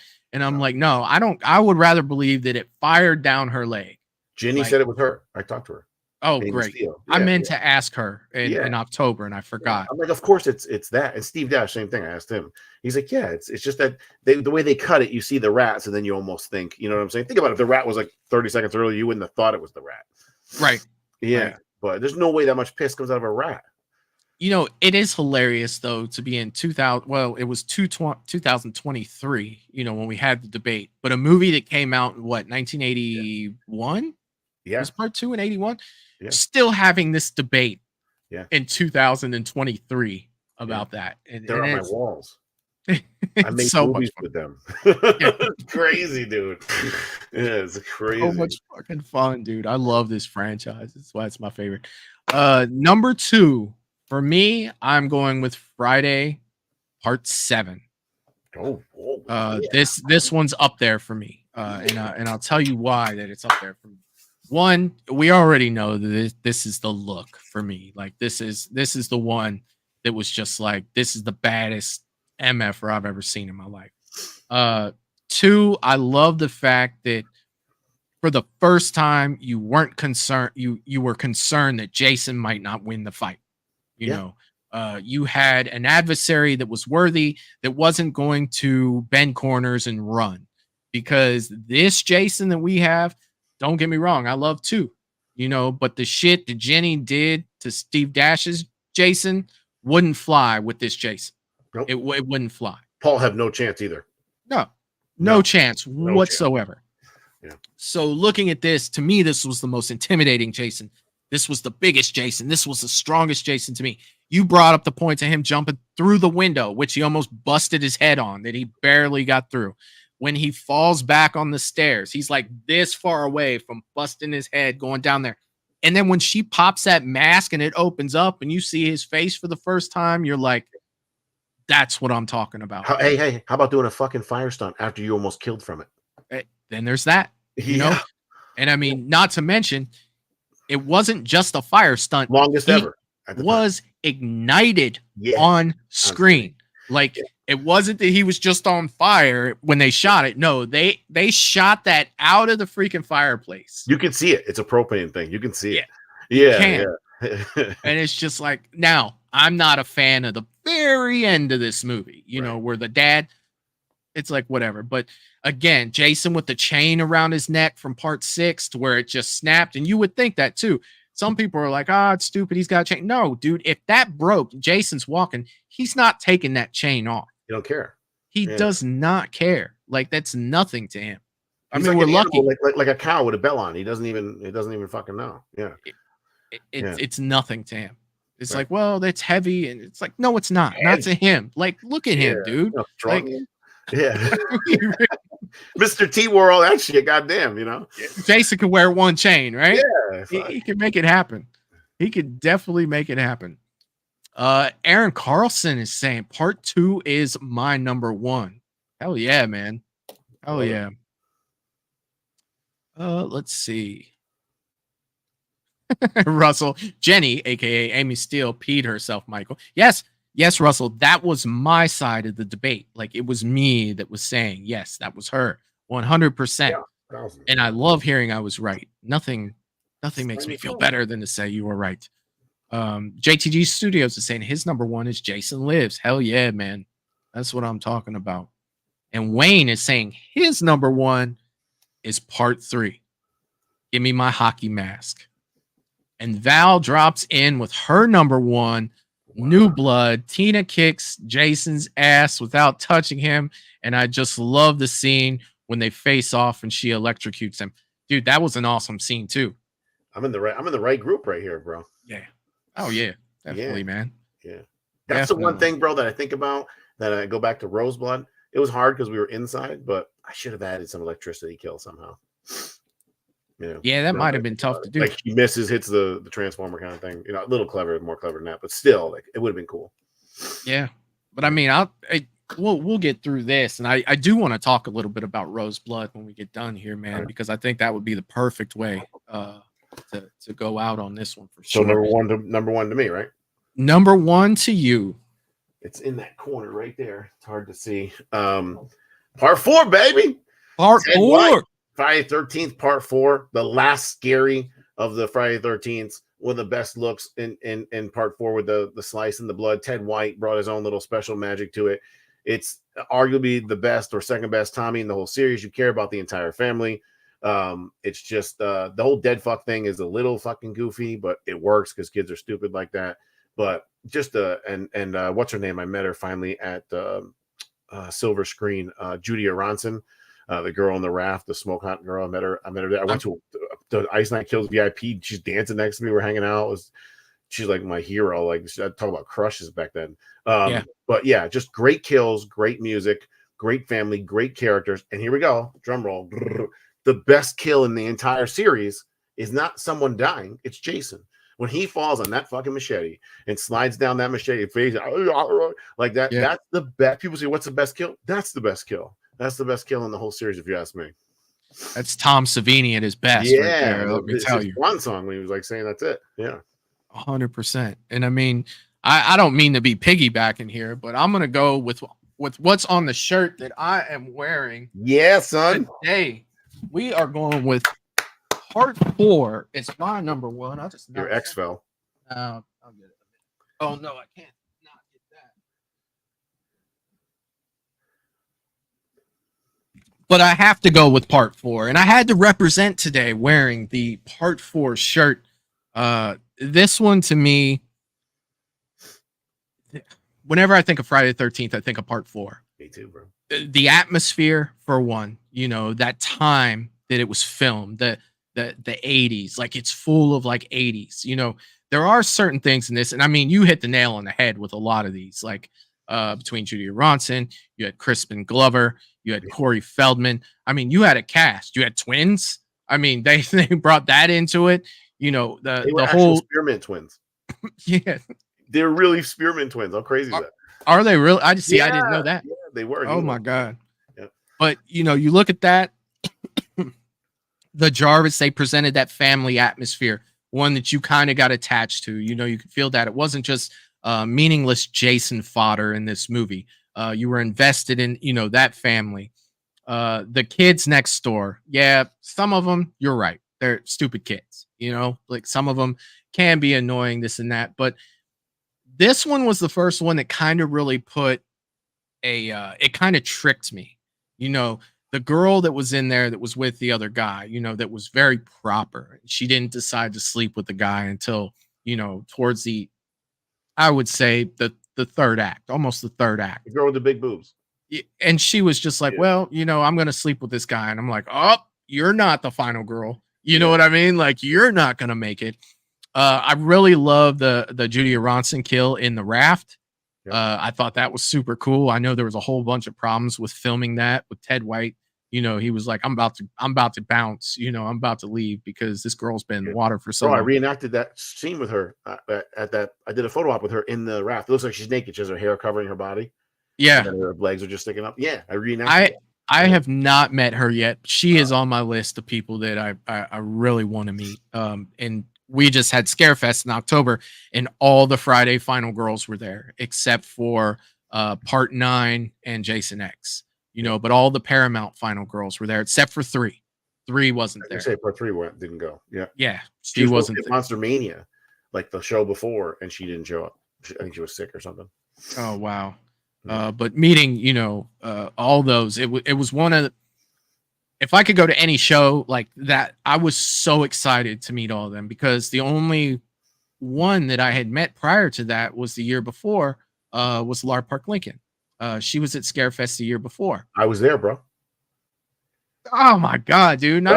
They showed in the movie theater. They showed Fall of Camp Blood. By the way, me playing James Deere's, Rob Deere's brother from Part 4, that was an honor. But they played Part 4 and they played Rosebud. I went to the movie theater with Terry Kaiser, watched Rosebud, and then delivered him to his table. No kidding. I was there, and I met Terry Kaiser there, and I met Nick there, and Kevin, Kevin. Yeah. And some of them had Rosebud stuff. They did. I was talking to Lar Park Lincoln about Rosebud.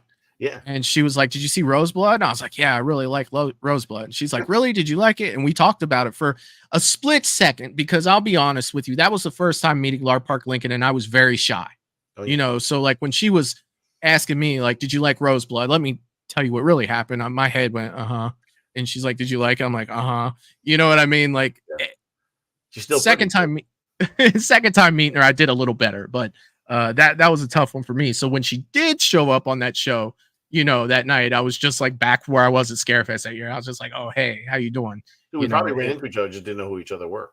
100%. 100%. I was down there, that whole weekend. I left on Sunday. Shit, man. Yeah, I was there the whole weekend. I did every year. No kidding, man. Yeah. Damn.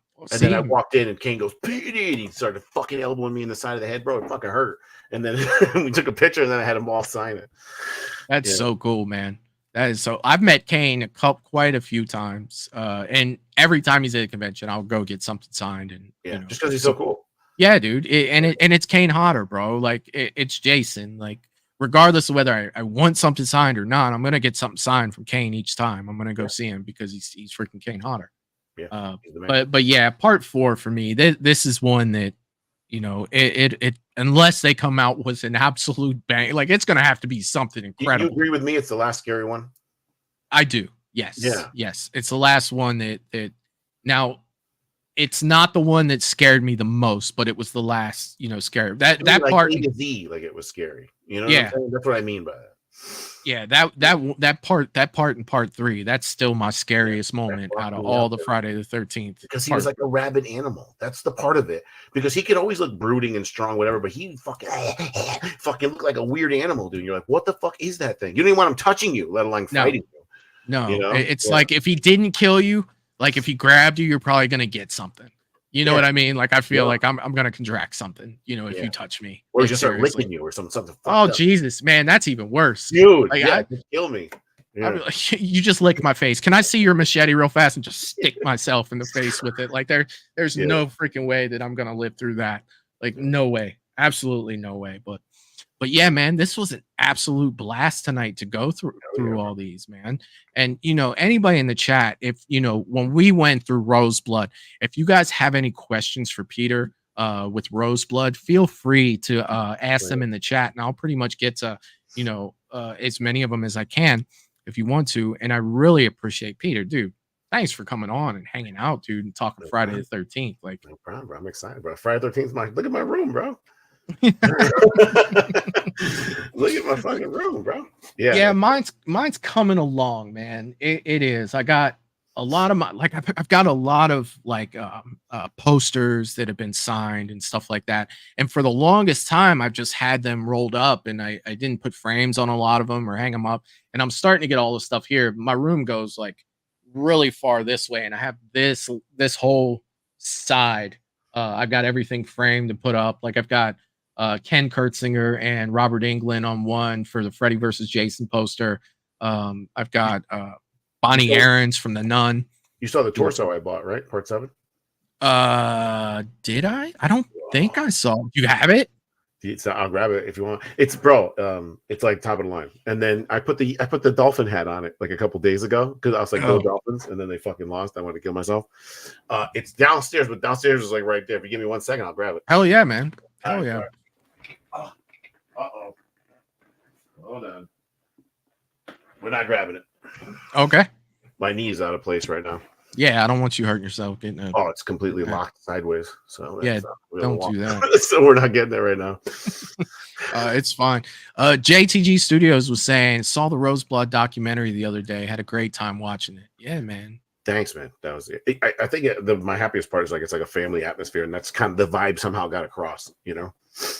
Yeah, I watched that the other day, and that was the thing. So one of the things you talked about in the documentary, the behind the scenes stuff, was that family that took care of everything. That was there. Sean Lutis said hello earlier. Okay, yes, that was awesome, man. Like that was so cool. Like, so was that their area, or what was that? That's their house, bro. They have like a compound.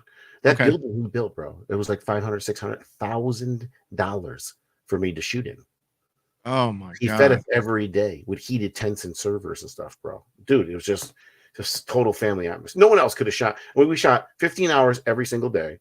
Then we shot 17 the day before last. Then we shot 21 the last day.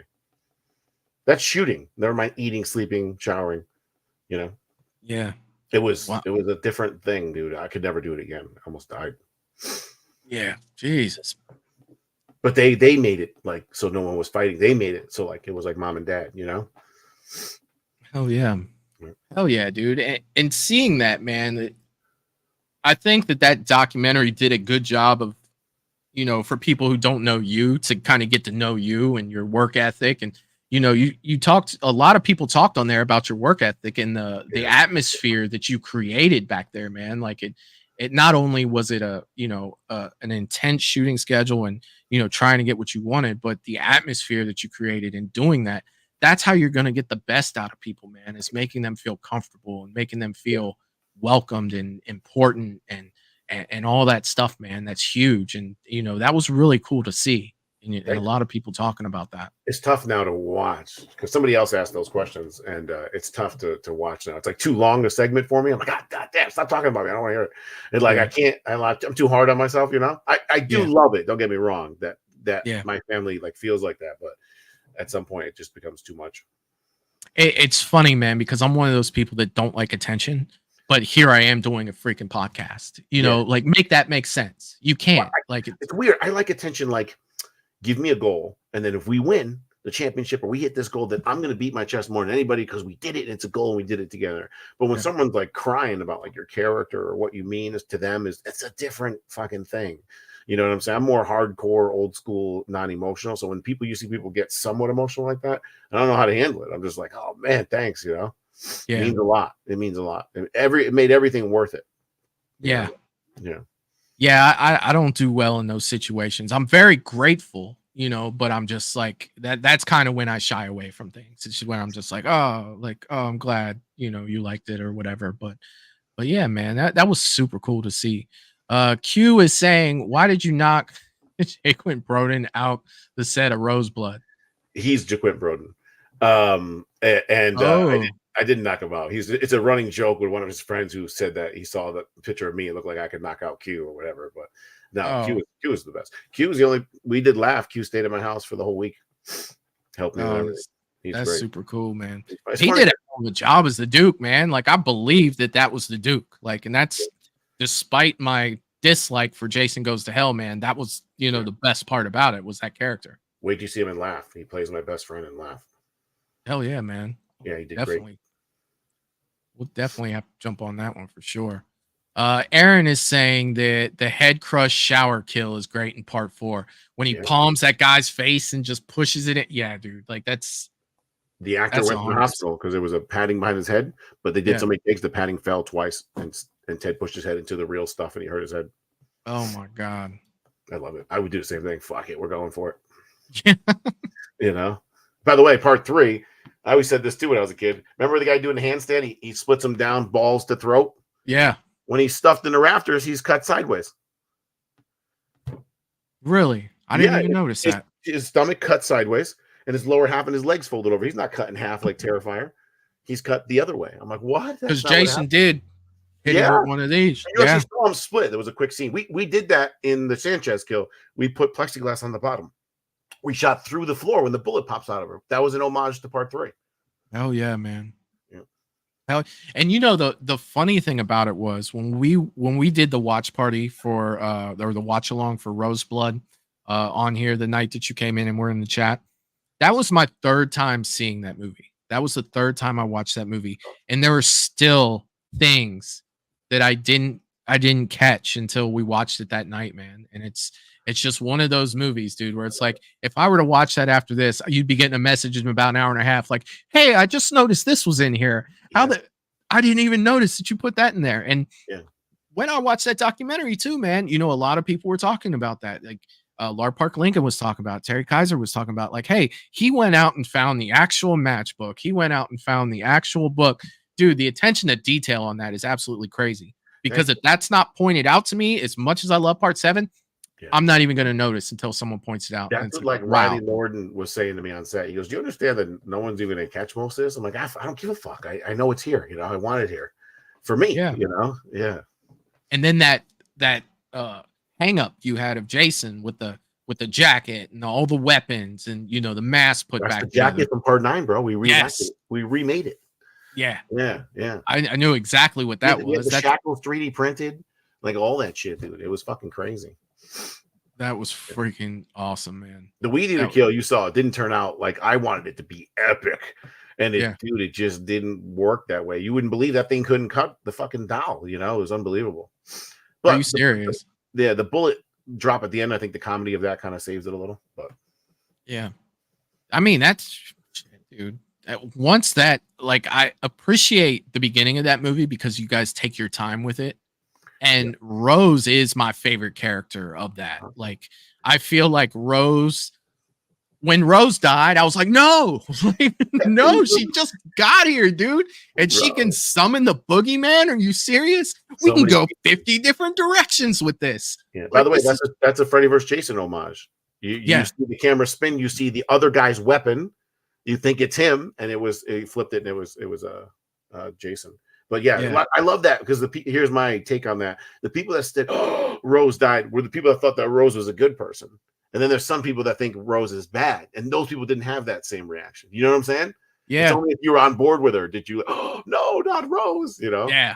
Yeah, I was a big advocate for Rose, man. Bro, if you went back and rewatched that part in the watch along we did, and Eric had never seen it when we watched it together, I was like, and there's Rose. Like, I was giving her an introduction because, you know, I appreciate this character. Like, dude, yeah. Like, so I do have to ask something about Rose Blood. So Michael and Jason fought. So with Jason showing up at the end, did Jason win? He wins for now. Yeah. Yes. I had to get that in there. Hell yeah, man. Yeah. No disrespect to Michael. By the way, Brent Edgett played Michael in there. He was also the Jason in Fall of Camp Blood. Oh, no kidding. And if you look at him, bro, he does a movie that's absolutely phenomenal. We're in there with a fire marshal. We have the fire going on the floor. If you look at the floor, that's all plexiglass with lights and smoke machines. And we had pipes with holes in it with flames coming out. And Jake, he's in the Jason mask, right? Or the Michael mask, sorry, like this. He's got the knife down by his side, remember?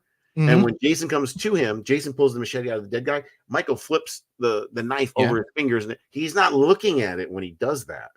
Dude, that's like impressive. Oh, yeah. Guy asked him, I'm like, you got to do something. So he's going to grab his machete. I need you to be like, I'm ready too, in a Michael way. And man, that was fucking genius. He's like, I just flipped the knife. And I was like, oh, yeah. And it looked just awesome, you know? I'll tell you what, man, that reveal of Michael was freaking epic. How the music hit at the time that it did.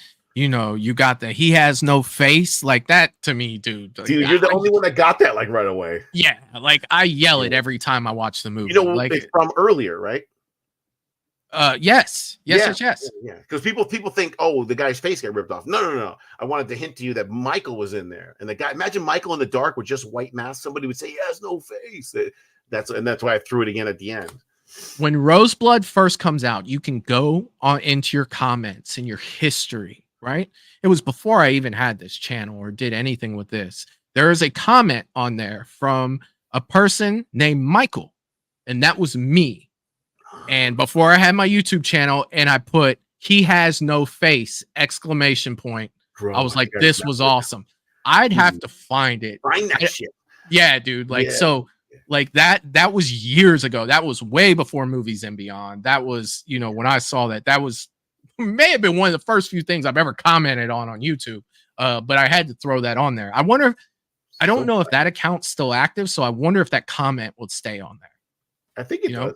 Yeah. Okay, dude, then it's on there somewhere. You caught that, bro? Because that was just like it's the culmination of all the hints that he was there the whole time, you know. And I wanted them to be. And dude, Cody Newton's director of photography. He was the one that went low. And then, dude, we have a kid.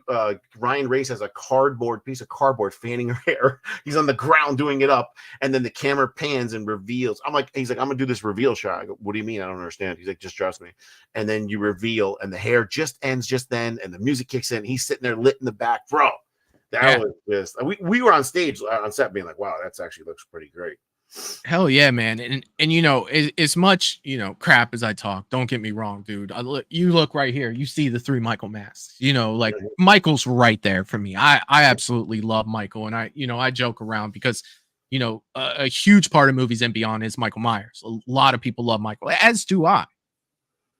The fact that you couldn't see his eyes, that was the first thing when Michael pops on stage. I'm looking, Like, Right. don't let me see his eyes. And you couldn't, dude. And it No. looked so freaking good. I was like, hell yeah, that's freaking Michael. And I'm curious now, when we're done here, I'm gonna go look for that comment to see if it's still Do it. there. Because I mean, Roseblood came out in what, 2020? The end of 2021, December. It was the end of, yeah. I guarantee it. It's freaking on there. It has to be. It has to be. Let's see what we got in the chat here. A lot of people talking about Halloween. Oh, JTG Studios. I love the Savini Jason cameo at the end, dude. Yeah. You never see Savini Jason. I cosplayed him. That's my outfit when I went to Monster Mania. And then it was at the end. I'm like, you know what? I'm gonna. Everyone's like, Pete, you should be Jason. You should be Jason. And I'm like, well, this is a chance because we can shoot it down. I really can't tell how tall I am because I'm only 5'11". You know, Brooks is 6'5". So I'm like, I'll do it. And then I was like, nah, fuck it. Brooks is so good and he's done so great. Let him do it. And it worked out great. I don't know if you ever saw the video. I wasn't there. They were in Seattle. I was FaceTiming them live, telling them how to move I'll send it to you, how to move the thing. And exactly what I said is exactly what they did. That's freaking awesome. At like 4 a.m. for me. Yeah, it was crazy. Oh my God. Steve Eaton is coming through. Jason X is the best film. And see, dude, that's the thing with these, man. And that kind of brings up my point I was talking about. You know what I mean? Like, I can understand if Jason X is the last one. And in some people's cases, it could be the first one because it's all about, you know, what you like and the time you have watching it, man. And I'll tell you what, dude, that it's going to take more than a poke in the ribs to bring down this old dog. And then that ought to do it, man. I laugh every time, even though I know it's coming. You know, blood. Yeah. And it was too. Yeah. It was. Hell yeah. Yeah. Wayne is saying, sadly, I gotta go. Thanks for having me all. We'll see you all whenever I can make a live stream. Enjoy all day and bye. All right, Wayne, dude, buddy, just leave some comments and you can always check out Instagram, dude. If you have Instagram, Movies and Beyond 78. And then I've seen your comments on Facebook. So don't be afraid to message me over there, Wayne. You take care, buddy. Let's see. Aaron is saying the behind the scenes of Roseblood defines Peter Anthony. Top notch, dude. Thanks. Oh, yeah, man. Yeah. And those guys, man, they'll be here Monday. We're going to watch some, we get to watch the end of the Horrorverse. Well, I'll say the next part of the Horrorverse. I'm definitely looking forward to that. Yeah. Definitely looking forward to that. We're going to see some Tank in there as well. Yeah. Yeah. I think so. Yeah. April. I think March, April. Oh, yeah. Ages of Fear Clayton is saying you should never see Michael's eyes. They're the eyes. Yeah, dude. Like that's my biggest thing with Michael is I don't want to ever see his eyes. Like I feel like with, you know, the whole thing with Loomis and, you know, Halloween 78, he's got the blackest eyes, the devil's eyes, you know, that's real big for me with Michael. Let's see. Okay, I think we are caught up in the chat. Peter, dude, I just want to say thanks again for coming and hanging out, man. This was freaking a blast, dude. And I hope that everybody in the chat had a good time as well. For sure. Did you have it? Go ahead. They're coming on. When are they coming I'm sorry. When are they coming on? Aaron and them tomorrow? They're coming on Monday. Monday. Okay. Yes, Monday at 8 p.m. I will have the thumbnail out tomorrow for that. I'm subscribed to you, so I should get it. Yeah. Yeah, so I'll have that out. I'll be back tomorrow for about 45 minutes to an hour. I just like to catch up with everybody for about an hour and talk, you know, any horror news that had come out. I definitely want to talk about something I've seen online recently, where people are talking about a possibility of Halloween 4 Part 2. That was something I had brought up almost a year ago that I think would be cool to watch as a fan, but I don't feel like it would do so well, you know, for the wide audience. Kind of want to talk about that a little bit tomorrow. And then anything else you guys want to talk about tomorrow, we can dive into that. I know that Russell's going to want to hear my thoughts on the end of Monarch, which I did finish. And just to let you guys know what's going on with me, I've decided to start watching Ted Lasso, which I know it's not horror related, but I'm having a great time with that. I don't know if any of you guys have ever seen that. I saw the trailer, bro. It looks the Western funny guy. Yeah. Yeah. It looks funny as hell, dude. I'm having a blast with it. I am definitely having a blast with it. But yeah, again, Peter, thanks. I want to thank everybody else who showed up in the chat tonight. Peter, I'll catch up with you for a minute backstage just before we get off here. Okay. Say our goodbyes and everything. But for everybody else, I'll see you tomorrow night. I'll have a thumbnail out tonight. See you next time. Peace. Peace. Toodaloo, motherfucker. Hey.